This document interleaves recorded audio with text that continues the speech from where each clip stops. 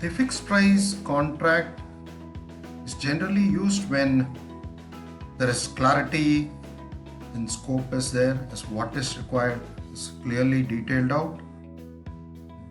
Then the vendor and the customer can agree for a fixed price contract.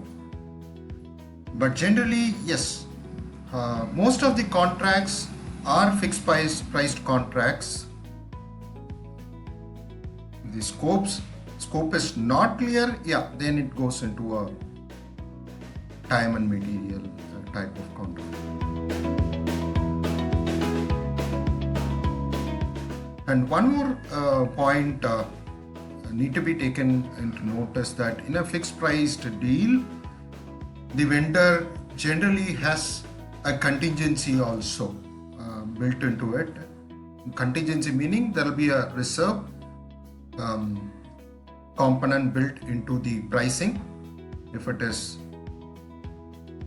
for an example, if it is $100, then 10% or up to 20% is added as a contingency to overcome any risks involved during the execution of the project. There is a contingency added to a fixed price project, and again the value or the percentage of contingency added to the pricing depends on the organization and depends on the complexity of the project.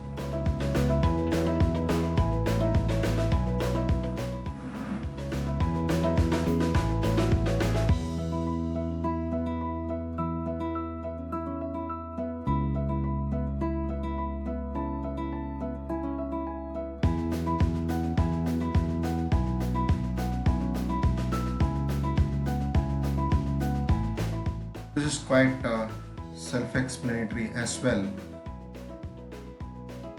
Time and material is something like whatever is the cost or whatever is the effort put across by the contractor, that gets paid.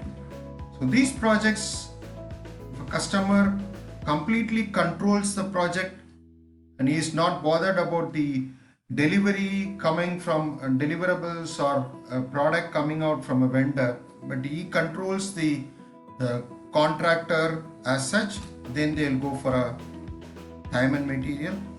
And all this are covered under the project procurement management. And additionally, as far as the project management body of knowledge is concerned, there are few others as well, namely cost plus fixed fee contracts, cost plus incentive fee contract, and cost plus award fee contract.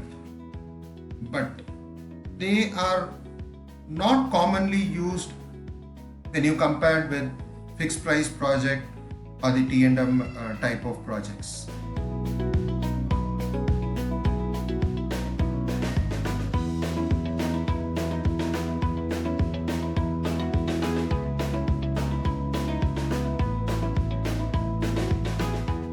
Point to note here is, at the project charter stage is where project manager is generally fixed for the project, and again there could be customizations, depends on the organization, depends on the project, but from a project management perspective, the project charter stage, yes, the project manager becomes active and gets involved actively in the project.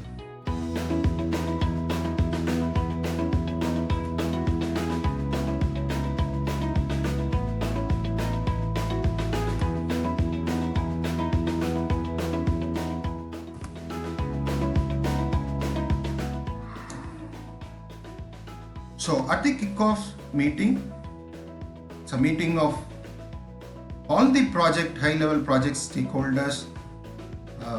This is where the project is formally kicked off and the project manager takes over and he gets involved in the day-to-day activity planning, execution, monitoring and control, reporting out any of the issues, taking care of the risk, planning out the risk, how it needs to be sorted out, etc. So from the day-to-day planning activity, this is where the kickoff meeting is one wherein the project goes into the execution